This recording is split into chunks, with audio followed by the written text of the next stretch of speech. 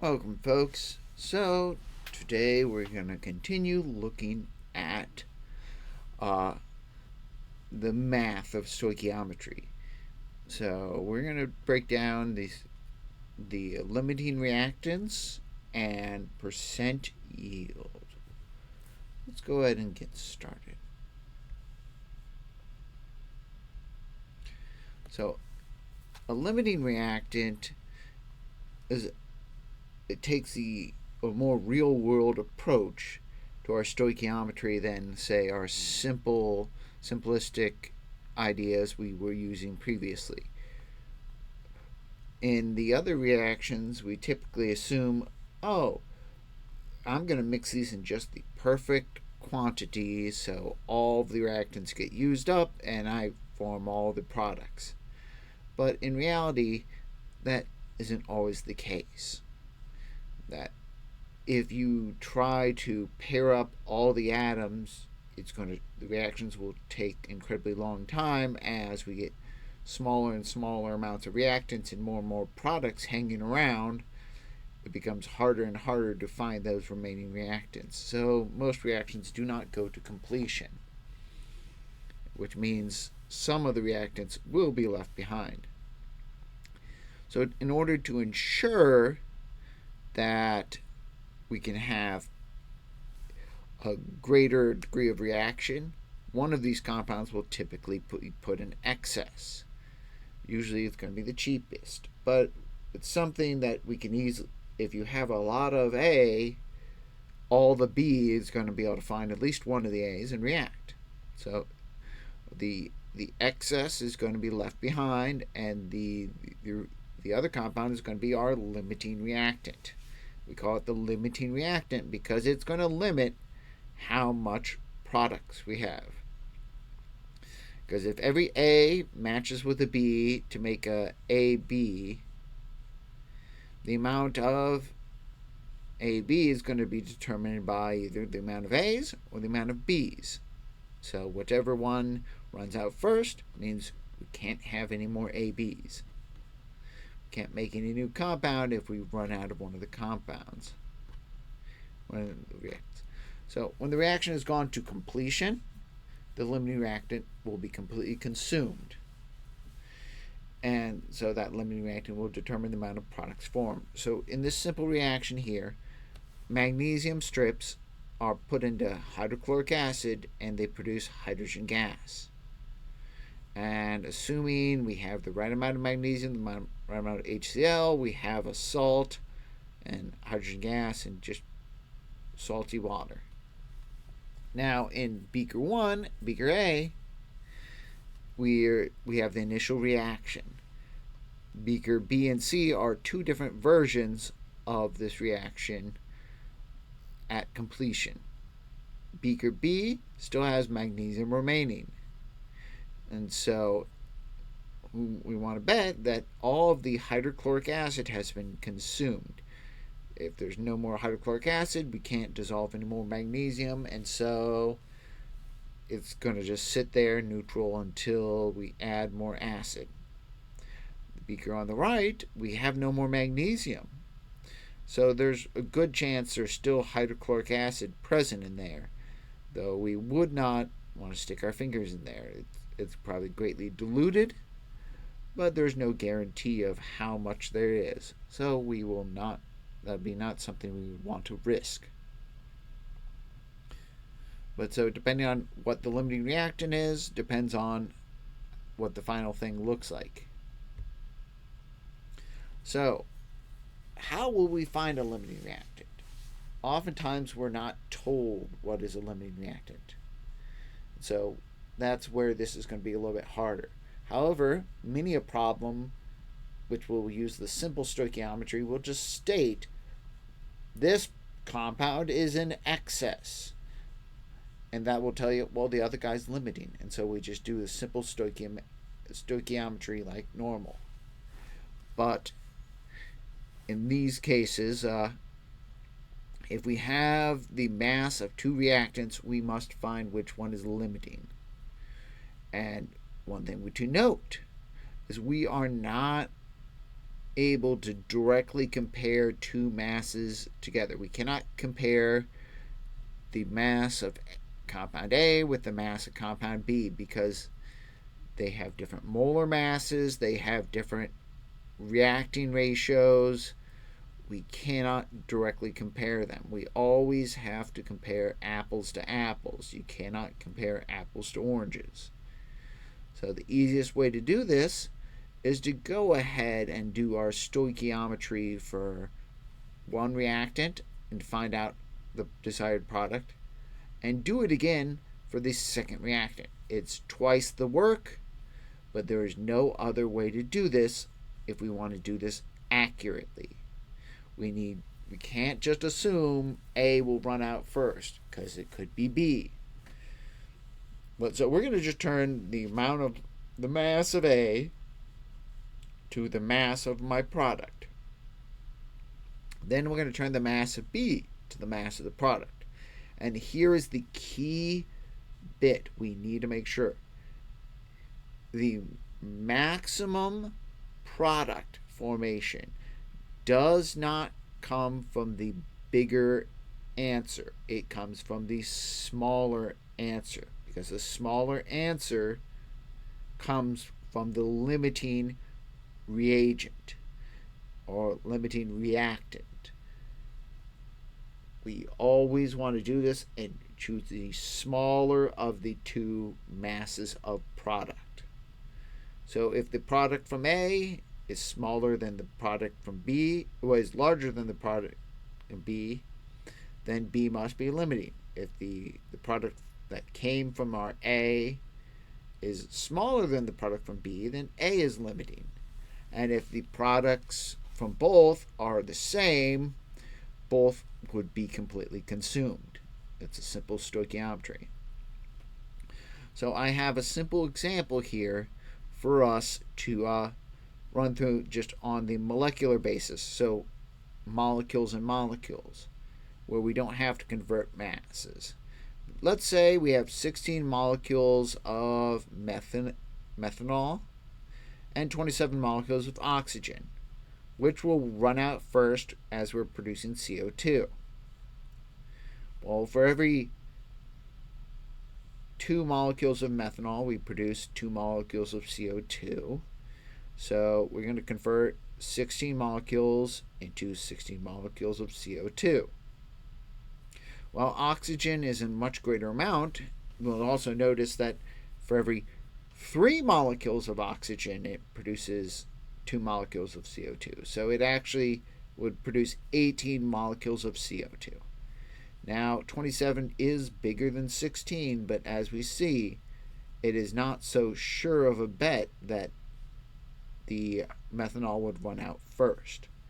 So it does in fact show the methanol will run out first, and the answer would be 16 molecules of CO2. But we're 2 molecules away. If had we used instead, say, 24 molecules of O2, maybe things would have happened a little bit different. But it is what it is. Oh, we can apply the same concept when we're working with moles and when we're working with grams. Because once we know the limiting reactant, we will know the amount of product formed. So as we see here, 4 moles of so the reaction of 4 moles of iron reacts with 3 moles of oxygen to form 2 moles of hematite, iron 3 oxide. So if I've reacted 16.7 moles of iron and 12.2 moles of oxygen, what is limiting? And how many moles of iron oxide, iron 3 oxide, could be formed? Well, I'm going to do my math with iron. Well, starting with my 16.7 moles of iron, we see here, we set that on top. We use our relationships. Well, because I have moles of iron on top, I want the moles of iron on bottom. Those will cancel out. because I'm trying to answer the question of how many moles of iron oxide, I'm going to want moles of iron oxide on top. And as the moles of iron cancel out, we're left with the moles of iron oxide, and so we get the answer of 8.35 moles of iron oxide came from 16.7 moles of iron. Well, oxygen, 12.2 moles of oxygen for every 3 moles of oxygen. So the moles of oxygen on top, moles of oxygen on bottom. We set that up so they cancel, and we have 2 moles of iron oxide. In this case, we have 8.13 moles of iron oxide. Slightly less, and because of that reason, your answer is 8.13 moles of iron 3 oxide, and that came from the oxygen. Well, this second reaction, copper plus oxygen forms copper 2 oxide. So 2 coppers with 1 oxygen forms 2 copper 2 oxides.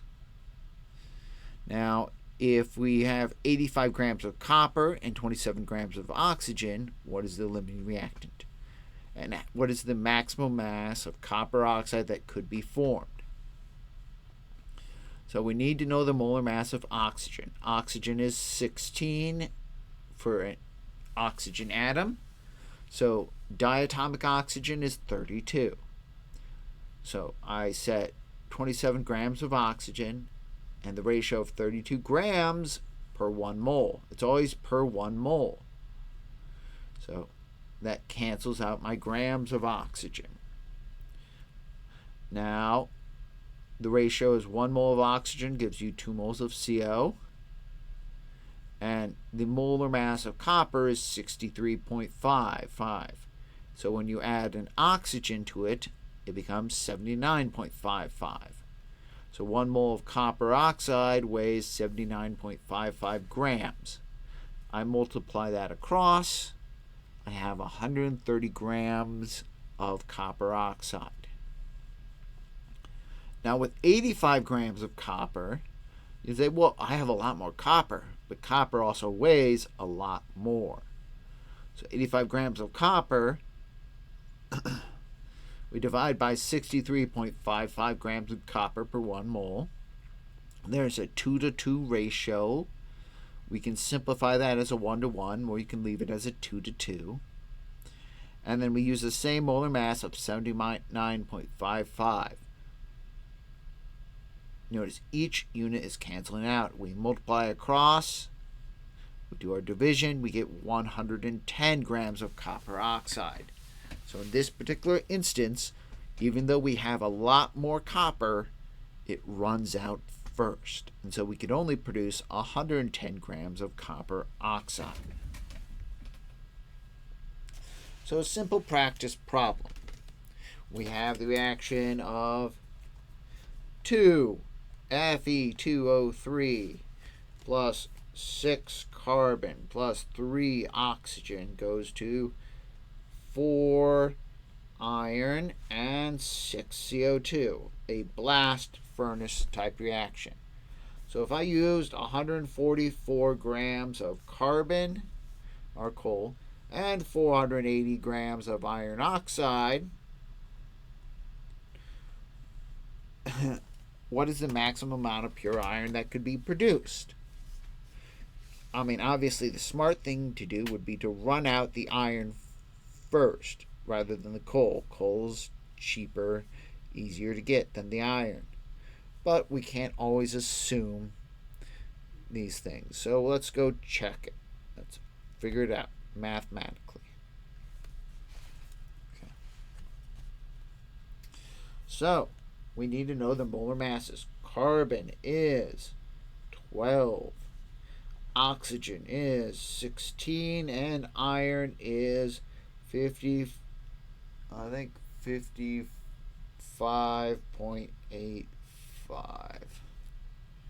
So with that in mind, iron to oxide is going to be 5.85 times 2 plus 16 times 3 is,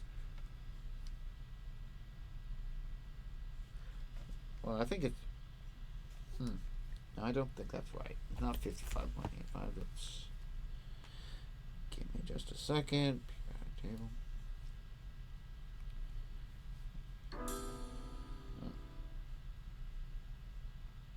No, 55.85.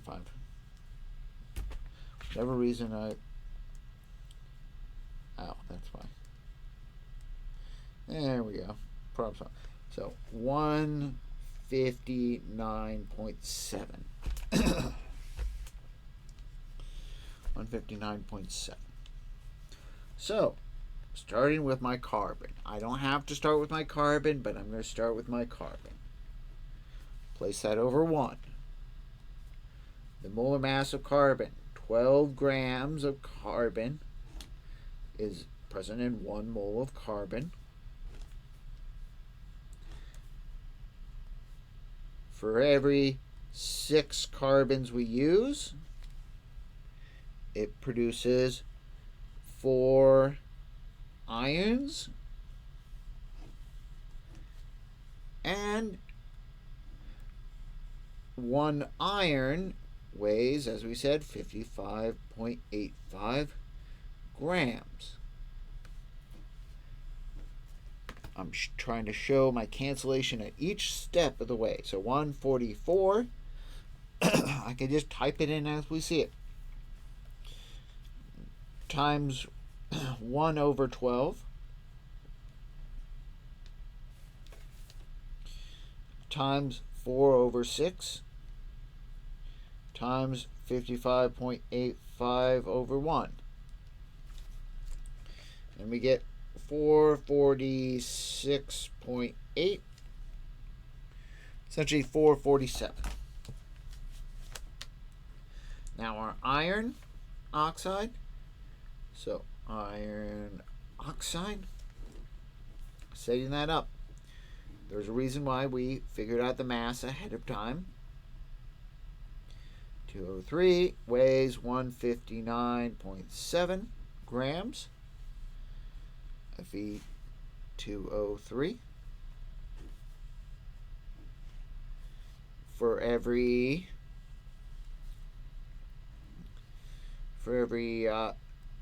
2 moles of iron oxide, we get 4 moles of iron. And 1 mole of iron weighs 55.85 grams of iron.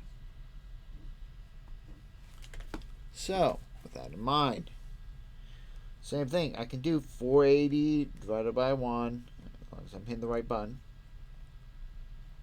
times 1 over 159.7 times 4 over 2 times 55.85 over 1.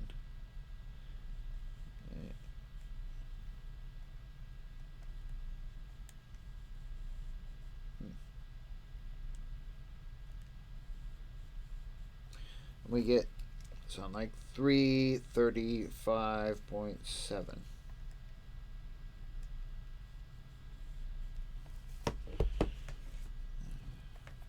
I think, right? 9.7.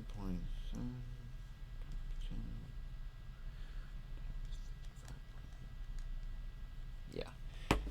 So, with all said and done, we choose the lower number. We always choose the lower number because that is going to control, that's coming from the limiting reactant. Round that to 336. So that is the maximum amount of iron. If you're working in a job that deals with production, you care about the efficiency. You care about how much gets produced. So you want to know how much iron can we get.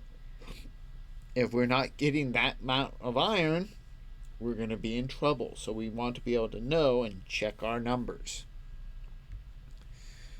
With that in mind, we move on to our second concept, percent yield. So, idea here is that not all reactions will produce every little bit of the desired product. When you take that iron ore, what you're not realizing is there is impurities in that iron ore, and it's not always pure.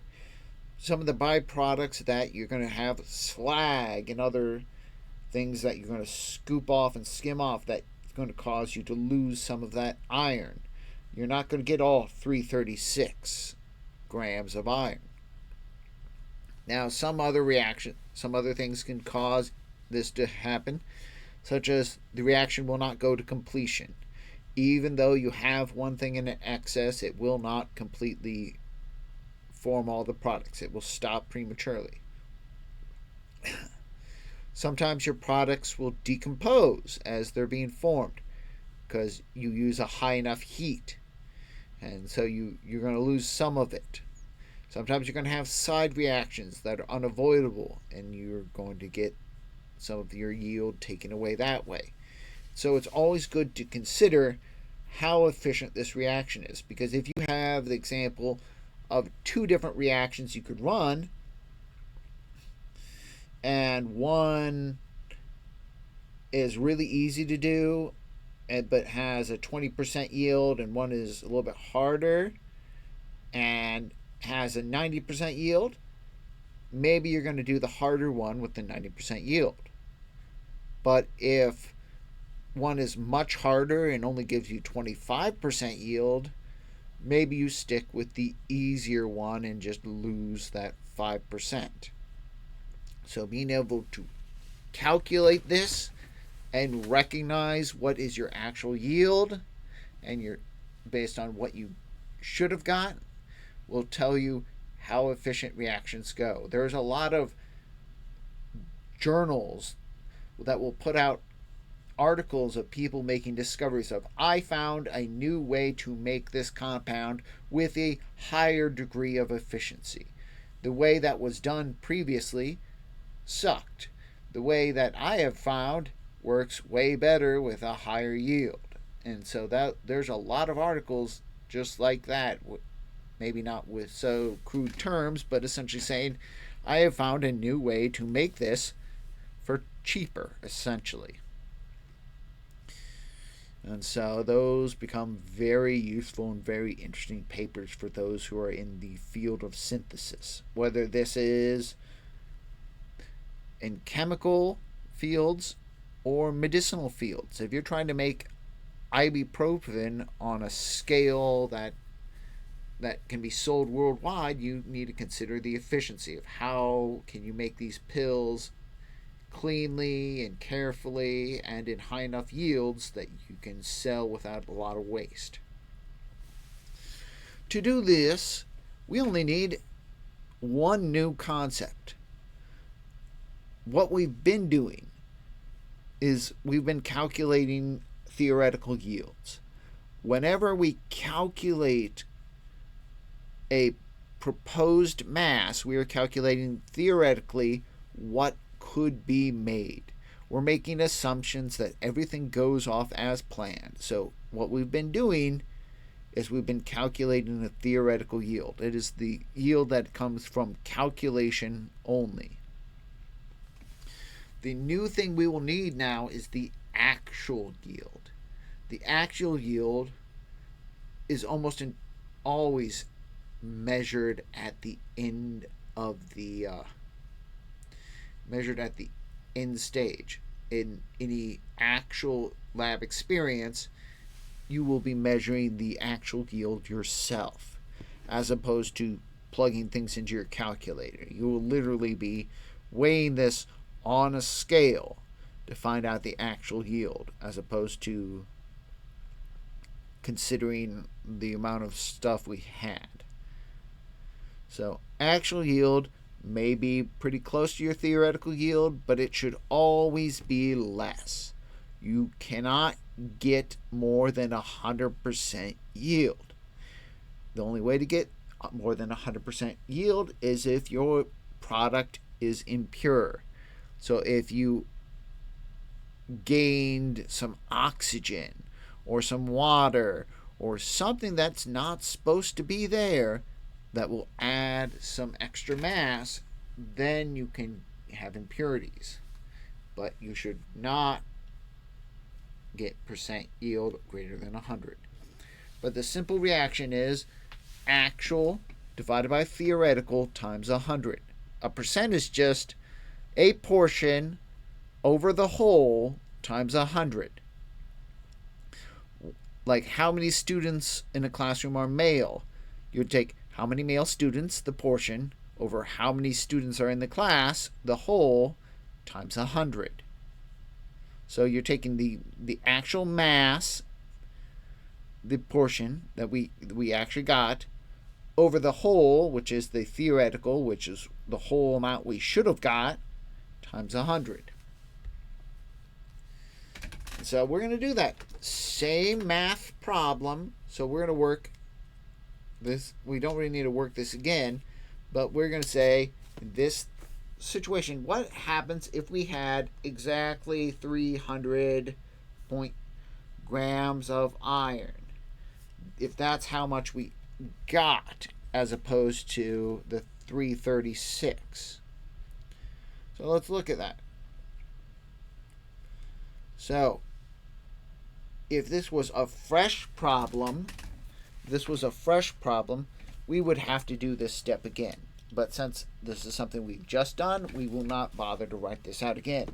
But we'd go grams to moles to moles to grams, and this is my theoretical yield.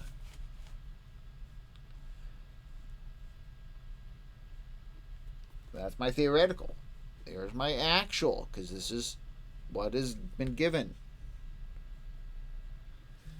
So, all we have to do is we have to take our actual divided by my theoretical, and we multiply times 100. Once again, we must always be comparing apples to apples. This is grams of iron. This is grams of iron. We cannot compare grams to moles. We cannot compare grams of A to grams of B. They always have to be the same units. But I could have done it from moles to moles, or moles of this to moles of that. It doesn't really matter. But so 300 divided by 336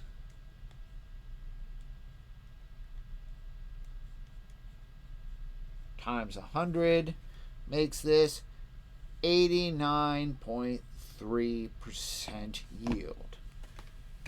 So not too shabby. That's all I'm going to share for you today with this notes. Thank you for your time.